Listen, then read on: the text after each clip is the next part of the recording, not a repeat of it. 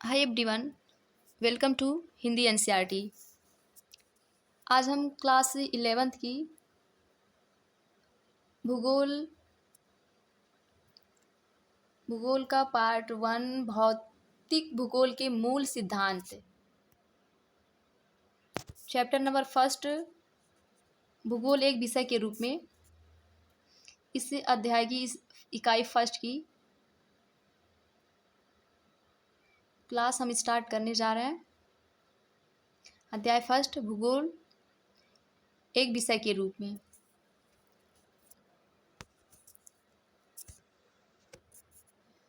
आपने माध्यमिक स्तर तक भूगोल का अध्ययन सामाजिक विज्ञान पाठ्यक्रम के एक घटक के रूप में किया है। आप विश्व और इसके विभिन्न भागों के भौगोलिक तथ्यों से परिचित हैं। अब आप भूगोल का अध्ययन एक स्वतंत्र विषय के रूप में करेंगे तथा पृथ्वी, भौतिक वातावरण, मानवीय क्रियाओं एवं उनके अंतरप्रक्रियात्मक संबंध के विषय में जानकारी प्राप्त करेंगे।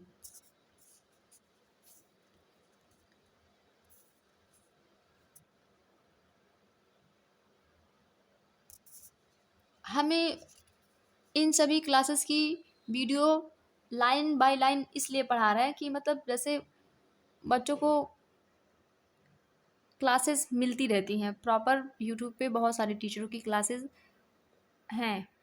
मैं ये नहीं कह रही हूँ कि उनमें कमी है, मैं इसलिए कह रही हूँ कि जिनकी ये मन में ये थॉट्स आते हैं कि मतलब हम बुक खुद से रीड नहीं किए हैं, खुद नहीं पढ़े हैं, तो हम लाइन बाय लाइन पढ़ेंगे, इससे उनको भी हेल्प मिलेगा जिनको ऐसे थॉट्स आते हैं।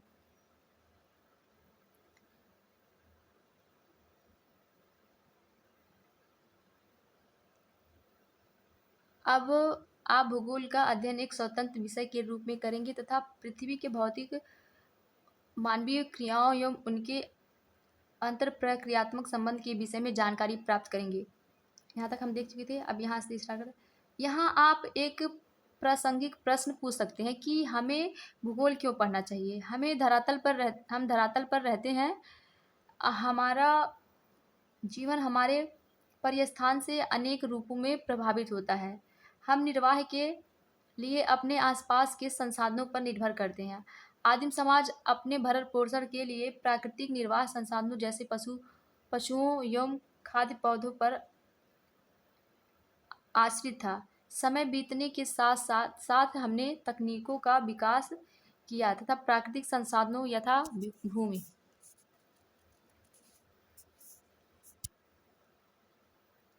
भूमि, मृदा, जल का उपयोग करते हुए अपना आहार उत्पादन प्रारंभ किया। हमने अपने भोजन की आदतों एवं वस्त्र को मौसमी दशाओं के अनुरूप समायोजित किया। ध्यातव्य है कि प्राकृतिक संसाधन आधार, तकनीकी विकास, भौतिक वातावरण के साथ अनुकूलन एवं उसका परिष्करण, सामाजिक संगठन तथा सांस्कृतिक विकास में विभिन्नता पाई जाती है। भूगोल के इस क्षेत्र के रूप में आपको धरातल पर विभिन्नता वाले सभी सत्यों के विषय में जानने के लिए उत्सुकता होना चाहिए। आप विविध प्रकार की भूमि एवं लोगों से परिचित हैं, फिर भी समय के साथ होने वाले परिवर्तनों को समझने में रुचि रखते होंगे। भूगोल आपको विविधता समझने तथा समय एवं स्थान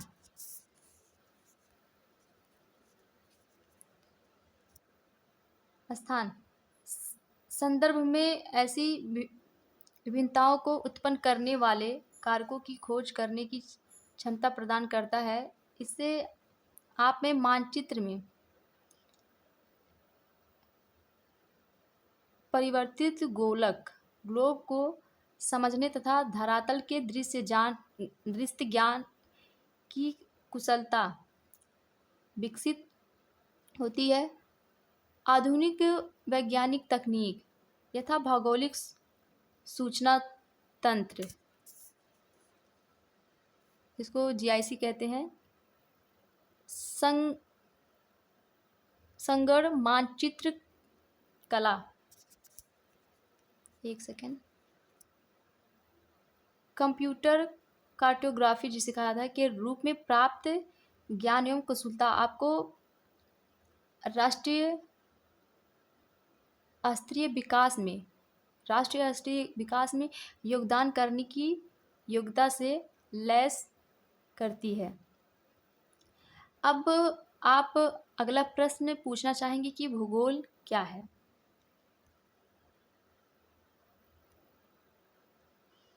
आप जानते हैं कि पृथ्वी हमारी आवास है।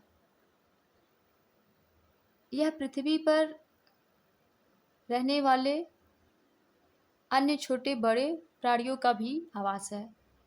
पृथ्वी की सतह एक रूप नहीं है, इसके भौतिक स्वरूप में भिन्नता होती है। यहाँ पर्वत, पहाड़ियाँ, घाटियाँ, मैदान, पठार, समुद्र, झील, रेगिस्तान, वन एवं उजाड़ क्षेत्र मिलते हैं। यहाँ सामाजिक एवं सांस्कृतिक तथ्यों में भी भिन्नता पाई जाती है, जो सांस्कृतिक विकास की पूर्ण अवधि में मानव द्वारा सृजित ग्रामों, नगरों, सड़कों, रेलों, पत्तनों, बाजारों एवं मानव जनित अन्य कई तत्वों के रूप में विद्यमान है।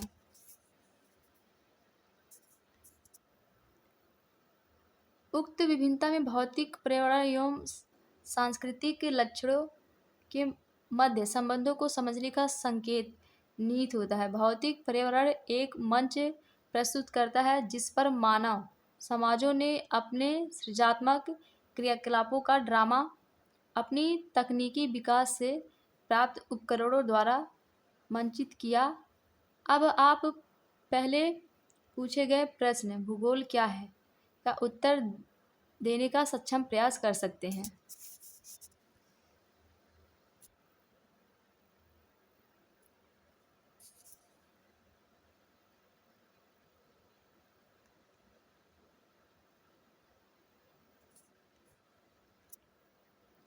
अत्यंत सरल शब्दों में यह कहा जा सकता है कि भूगोल पृथ्वी का वर्णन है।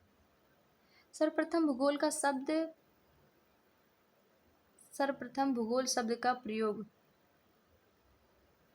एराटोस्थनीज, एक ग्रीक विद्वान 276 से 194 ईसा पूर्व में ने किया। यह शब्द ग्रीक भाषा के दो मूल जियो मतलब पृथ्वी एवं ग्राफस मतलब वर्णन से प्राप्त किया गया है। दोनों को एक साथ रखने पर इसका अर्थ बनता है कि पृथ्वी का वर्णन। पृथ्वी को सर्वदा मानव के आवास के रूप में देखा गया है और इस दृष्टि से विद्वान भूगोल को मानव के निवास के रूप में पृथ्वी का वर्णन परिभाषित करते हैं। आप इस तथ्य से तो प्रचित ही है कि यथार्थता बहुयामी होती है तथा पृथ्वी भी बहुयामी है। इसलिए अनेक प्राकृतिक विज्ञान जैसे भौतिकी,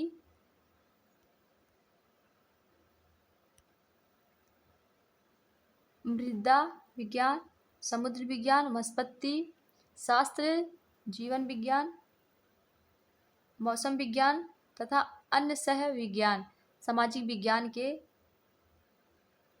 अनेक सहयोगी विषय जैसे अर्थशास्त्र, इतिहास, समाजशास्त्र, राजनीति विज्ञान, नृविज्ञान इत्यादि धरातल की वास्तविकता के विभिन्न पक्षों का अध्ययन करते हैं। भूगोल अन्य विज्ञानों से विषय वस्तु तथा विधि तंत्र में भिन्न है, परंतु साथ ही अन्य विषयों से इसका निकट का संबंध है। भूगोल सभी प्राकृतिक एवं सामाजिक विषयों से सूचनाधार प्राप्त कर उसका संश्लेषण करता है। हमें पृथ्वी पर भौतिक तथा सांस्कृतिक वातावरण में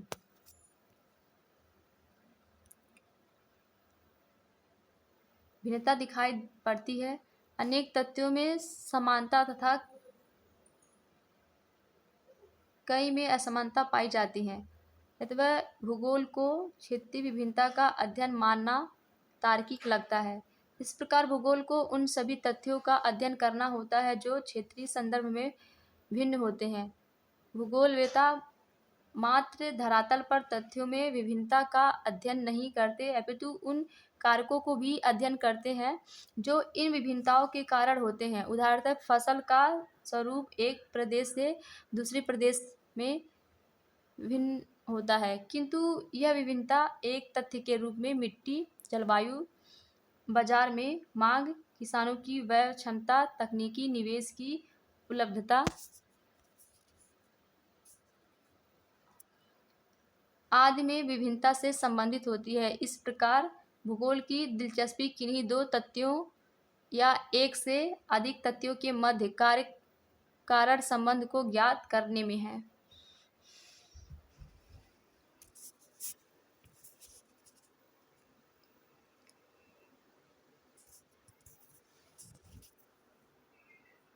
एक वो भूगोलवेत्ता तथ्यों की व्याख्या कार्य कारण संबंधों के ढांचे में ही करता है, क्योंकि यह केवल व्याख्या में ही नहीं होता, अपितु तथ्य के पूर्वानुमान एवं भविष्य के परिप्रेक्ष्य में देखने की क्षमता भी रखता है।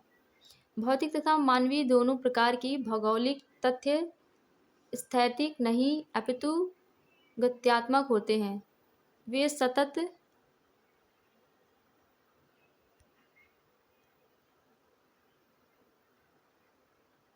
परिवर्तनशील पृथ्वी तथा अथक एवं निरंतर सक्रिय मानव के बीच आबद्ध प्रक्रियाओं के फलस्वरूप कालांतर में परिवर्तित होते रहते हैं। आदिम मानव समाज अपने निकटतम पर्यावरण पर सीधे तौर पर निर्भर करता था, अब ऐसा नहीं है।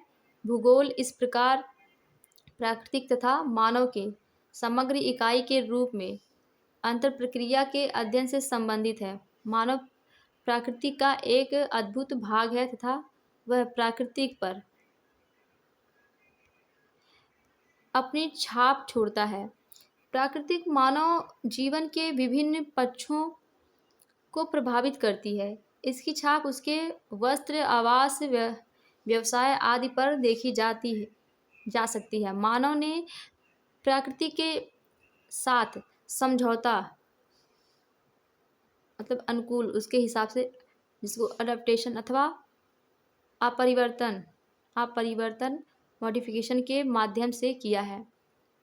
जैसा कि आप जानते ही हैं कि वर्तमान समाज आदिम समाज की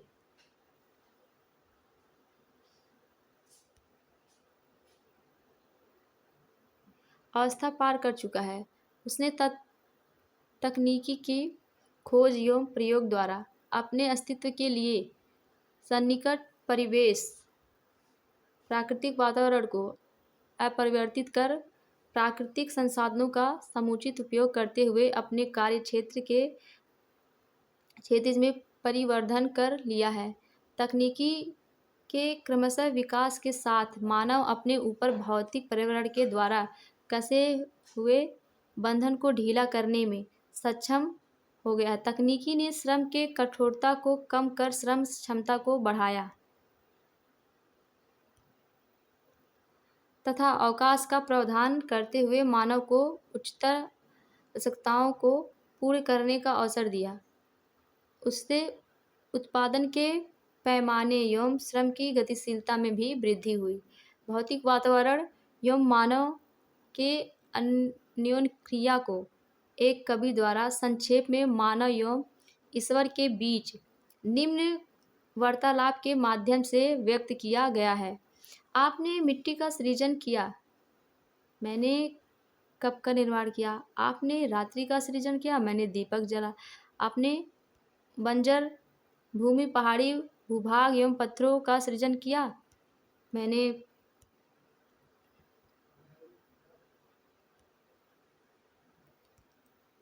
फूलों की क्यारी तथा बाग बगीचे बनाए। प्राकृतिक संसाधनों का प्रयोग करते हुए मानव अपने सृजनात्मक योगदान का दावा करता है। तकनीकी की सहायता से मानव आवश्यकता की अवस्था से स्वतंत्रता की ओर अग्रसर हुआ। उसने सर्वत्र अपनी छाप छोड़ी तथा प्रकृति के सहयोग से नई संभावनाओं का सृजन किया। इस प्रकार हमें मानवकृत प्राकृतिक तथा प्राकृतिक प्रभावित मानव के दर्शन होते हैं। भूगोल इसी अंतरप्रक्रियात्मक संबंध का अध्ययन करता है। परिवहन एवं संचार के संसाधनों के जाल तथा पदानुक्रमिक केंद्रों के माध्यम से क्षेत्र समकालित और संगठित हो गए। एक सामाजिक विज्ञान के रूप में भूगोल इसी क्षेत्रीय समाकलन एवं संगठन का अध्ययन करता है।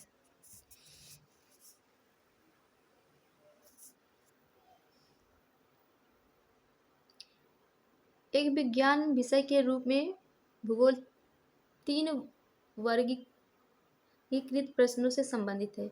कुछ प्रश्न धरातल पर पाए जाने वाले प्राकृतिक एवं सांस्कृतिक विषयों के प्रतिरूप की पहचान से जुड़े होते हैं, जो क्या प्रश्न के उत्तर देते हैं। कुछ प्रश्न पृथ्वी पर भौतिक सांस्कृतिक तथ्यों के वितरण से संबंधित होते हैं, जो कहाँ से संबंधित होते हैं।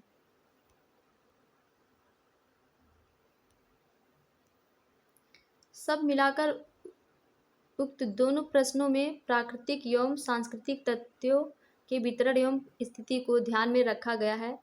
इन प्रश्नों से कौन सा तत्व कहाँ स्थित है से संबंधित सूचीबद्ध सूचनाएं प्राप्त होती हैं।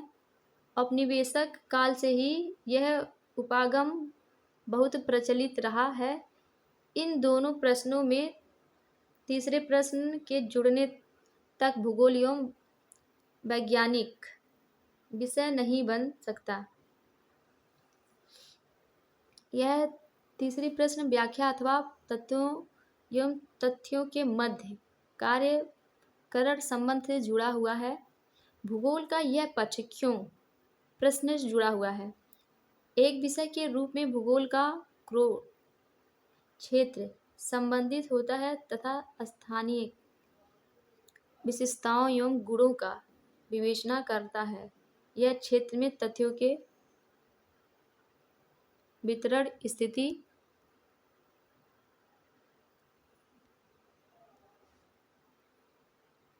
एवं केंद्रीकरण के प्रतिरूप का अध्ययन करता है तथा इन प्रतिरूपों की व्याख्या करते हुए उनका स्पष्टीकरण देता है। यह मानव तथा उसके भौतिक वातावरण के मध्य तथ्यात्मक अंतर प्रक्रिया से उपजे तथ्यों के बीच सहचर एवं अंतर संबंध का विश्लेषण करता है।